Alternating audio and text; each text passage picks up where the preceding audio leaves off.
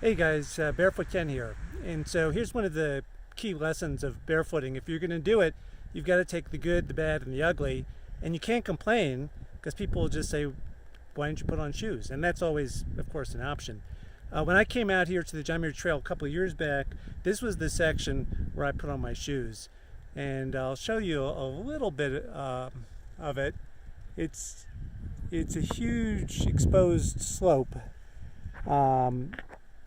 You go down about 2,000 feet into the valley down below the San Joaquin where the Muir Trail Ranch is located. So that's where you can pick up your resupplies. But for the barefooter, this is difficult. It's downhill, it's steep, it's exposed. And of course, it's 1:30 in the afternoon. I made good time and I tried to get here earlier, but this is when I got here. So you've got the brunt of the sun.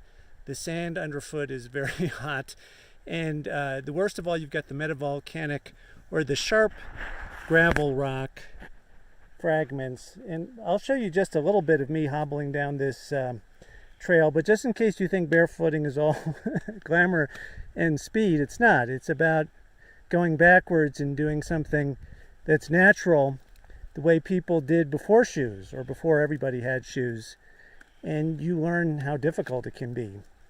So this is how slowly I'm going on hot, sharp rocks, and I'm taking a lot of breaks. I stopped to get a lot of water, even though it was extra weight.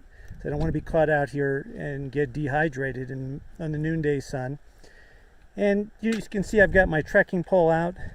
I don't usually use it. It's my walking cane, but it takes a little bit of pressure off the feet and also a little bit of pressure off the knees. Now my feet at this point are sensitive because it's hot and the rocks are sharp, and because I've been going all day too, and they'll recover and be fine, but right now they are not happy with little sharp points, of which there are plenty.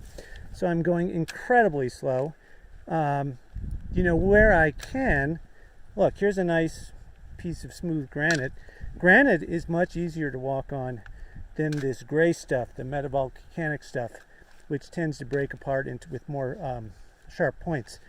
So there's room for a little bit of technique, if you can call it that, counting to 10 steps and then taking a pause. Oh, look ahead, a shadow from a tree.